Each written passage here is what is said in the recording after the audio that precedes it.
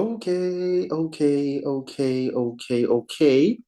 So very quickly, I'm going to go through question number 4, where I just guide you in terms of how you approach this type of questions. So this is an exam paper, definitely an exam paper that has the questions which you might need to expect in one of your upcoming exams. So without wasting much of our precious time, you can see what they want you to do. It is to simplify the following.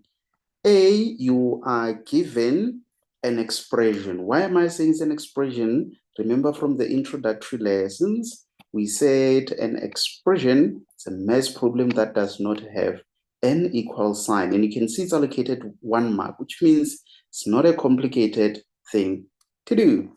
So be careful here, because what they are trying to figure out is if you know there is a difference between multiplying terms and adding the terms. So this one, it's not like a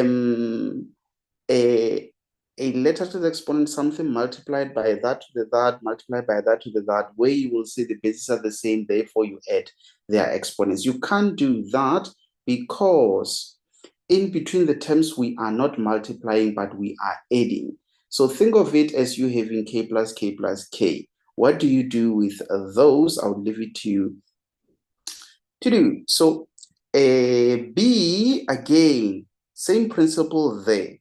But in this case, you are having that where you minus that, and again, you minus that.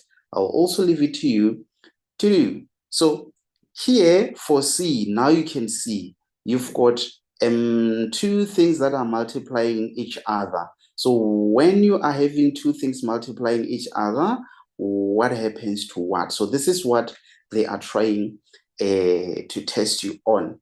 Not that much complicated, honorable member. You just need to make sure that those complicated things that you learned in introductory lessons, you apply them here in an exam paper. Luckily, there's still a chance for you to attempt it, submit, and then based on your submission, we will therefore be able to see where the problem is and clarify.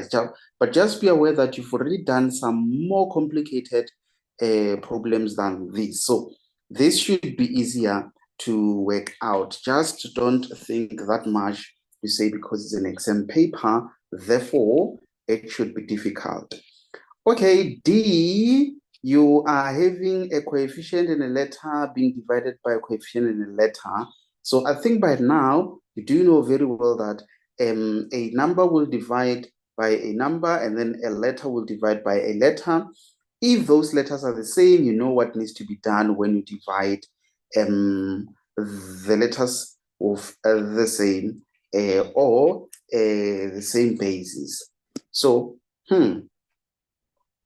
these things are well arranged in order, whereby the one previously it had to do with multiplying the things, and then this one, the division. So just remember the laws of exponents.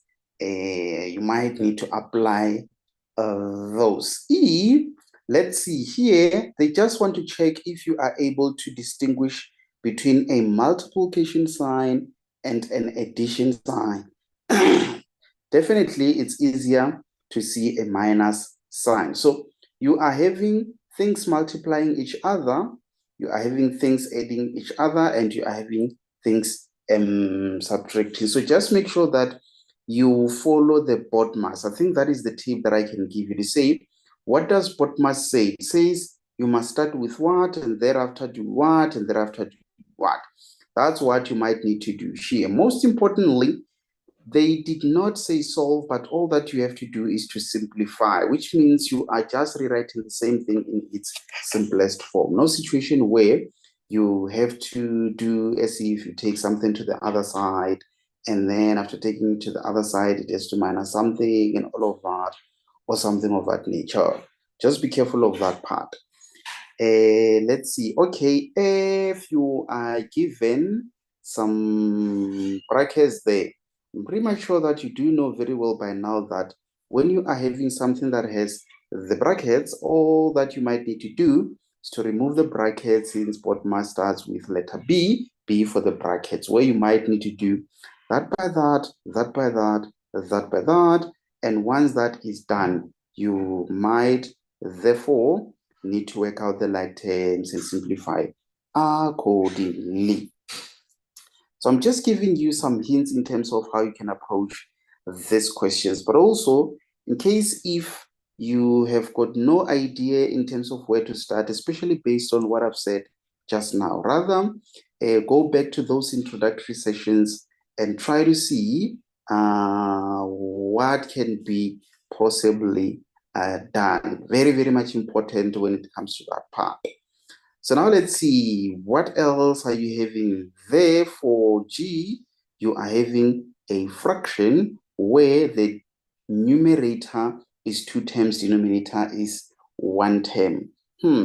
For me, when I look at this, especially the numerator, you can see I've got 2 terms.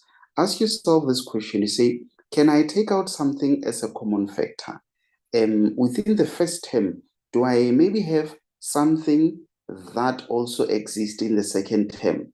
If it is there, then take it out as a common factor. It's like you are now trying to factorize this thing. Maybe you can take out D if it exists in both the terms. Maybe you can take out, for example, if it was 2 and 4, I would take out 2 and then 2 on the other side. And then that's how you would take it out as a common factor. You might find that after taking it out as a common factor, maybe you've got some things canceling each other there. Okay, then it's fine. Let's look at H. So for H, it seems to be straightforward because you've got a coefficient, a base exponent, coefficient, base exponent, coefficient, base exponent. So obviously, all of these things are multiplying each other. And I've always said the numbers will always multiply the numbers, meaning the coefficients will always multiply the coefficients. If the bases are the same, you know what you have to do with the exponents, especially when you are multiplying. So let's look at I. We look at I, we realize again, we are having the brackets. So at all the times when you are dealing with the brackets, definitely a multiplication will need to be done. Multiplication will definitely need to apply. Very, very much important on that one, honorable member. So let's see. Let's see. My advice with regards to this one, my advice is to say, rather check what happens inside the brackets. Firstly, check what happens inside the brackets. Then, based on that, if you can be able to find the bases which are the same, try to work them out. You know what happens when things are being multiplied with each other and also having what is it? And also having the same basis. Yes, I think that's all that I can say.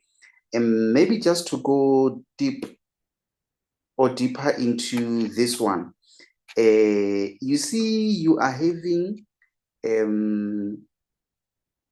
A there, 2a to the 3 times 3, ab to the 2.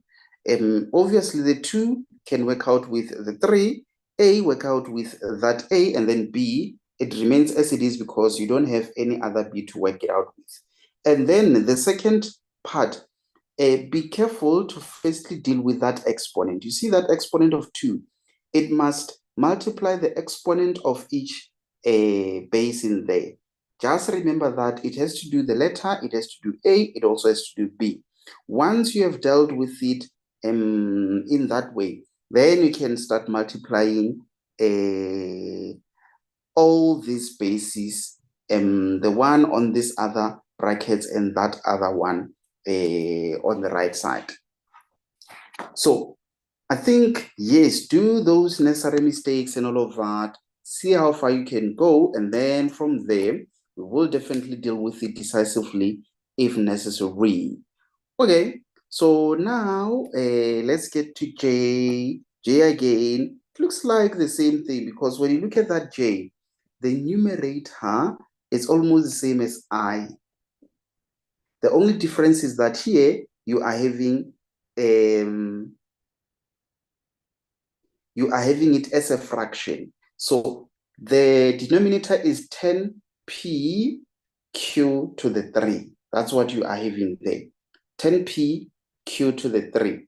So in other words, what I'm trying to say is whatever that you did under I, do the same, exactly the same thing under a j, even though here it looks like for the numerator, you're just going to multiply by that 2, and then only after you will work out those letters. And then the 10pq to the 3 at the bottom will therefore work out with whatever that you will be having as your numerator. And then that should be the end of it. I think I'll leave it here and say until we meet.